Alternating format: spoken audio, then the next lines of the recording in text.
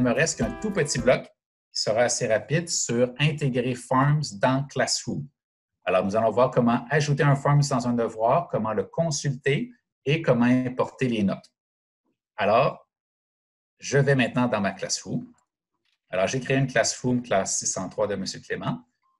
Si je vais dans les travaux et devoirs et que je veux maintenant, j'ai déjà créé l'exemple, mais je vais vous montrer quand même comment importer le questionnaire. Donc, je vais créer un devoir et bien sûr, j'écris mon titre, démonstration Forms. Je peux écrire mes instructions. Et voici l'étape que j'ai mentionnée tout à l'heure qu'il faut faire vraiment attention. Donc, tantôt, je vous ai montré quand on envoyait le formulaire à nos élèves, je vous ai dit, si vous utilisez Classroom, il ne faut pas copier le lien. Alors, il ne faut pas cliquer sur « Ajouter le lien ». Sinon, oui, les élèves vont pouvoir le compléter, mais ils ne pourront pas, vous ne pourrez pas intégrer les notes dans Classroom, ce qui est sûrement ce que vous souhaitez si vous êtes rendu à cette étape-ci. Alors, pour aller intégrer correctement votre questionnaire Forms dans un devoir de Classroom, vous allez cliquer sur « Ajouter » et ensuite cliquer sur Google Drive. Donc, on va venir vraiment l'importer directement à partir de notre Google Drive. Moi, vu que je l'ai utilisé récemment, il est ici. Donc, je clique sur mon formulaire et ensuite sur « Ajouter ».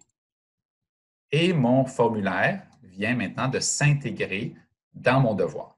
Par défaut, et laissez-le, c'est la fonction d'importation des notes. Donc, c'est très, très important de la laisser, sinon, vous ne pourrez pas intégrer les notes des formulaires. Vous auriez pu aussi, si vous êtes très inspiré ou si vous voulez que le questionnaire soit très rapide à faire, vous auriez pu aussi cliquer sur « Créer » un formulaire et en créer un sur le champ. Donc, ça l'aurait intégré dans votre devoir, votre formulaire, mais là, à ce moment-là, vous le composez directement. Généralement, nos formulaires sont un peu plus développés, nous demandent plus de temps, donc je vous encourage à le faire à l'avance et après ça, à venir l'ajouter à votre devoir. Vous choisissez à droite à qui vous l'envoyez et ainsi de suite, une date limite si vous voulez et un thème. Et vous pouvez aussi le programmer pour une certaine date si vous le souhaitez. Et ensuite, vous le publiez. Donc, c'est l'intégration. C'est vraiment important de le faire par ajouter à partir du Google Drive, dans le fond, l'intégration du formulaire dans Classroom. J'ai déjà créé l'exemple pour pouvoir vous montrer. Donc, j'avais le même formulaire et avec mon élève, dans le fond, témoin, il l'a fait, d'accord? Elle l'a fait plutôt. Alors, vous voyez que c'est cliqué sur « Remis ». Moi, je me dis, j'aimerais le consulter, ce devoir-là. Et ce n'est pas en cliquant sur cette icône-là. Il faut juste monter un peu. On va devoir aller réouvrir le questionnaire. Donc, en cliquant sur le titre de mon questionnaire qui est intégré, ça va le réouvrir. La première fois que ça le réouvre, on pourrait dire en mode aperçu. Vous devez cliquer en bas à droite sur le crayon, modifier le formulaire. Et à ce moment-là, vous aurez exactement le même visuel qu'on voit depuis tout à l'heure. Donc, vous pourrez aller consulter les réponses des élèves et mon élève concerné, Claudia, je pourrais aller réviser son questionnaire comme je vous ai montré à l'instant. Et quand tout est révisé, enregistré, c'est à mon goût. Là, je le fais pour chacun de mes élèves. Je reviens dans ma Classroom et je suis prêt maintenant à importer les notes. Alors, c'est le bouton ici en haut à droite. Je vais cliquer sur « Importer les notes ». Ça me demande si je veux vraiment les importer.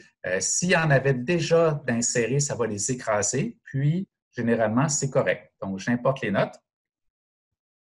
Et si tout va bien, c'est ce qui est arrivé.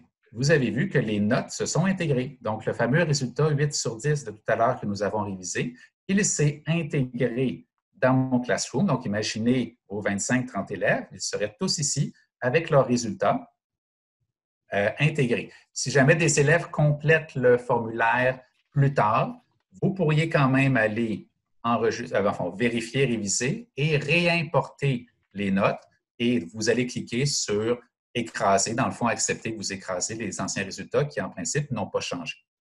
Ensuite, la dernière étape, c'est de rendre les notes aux élèves.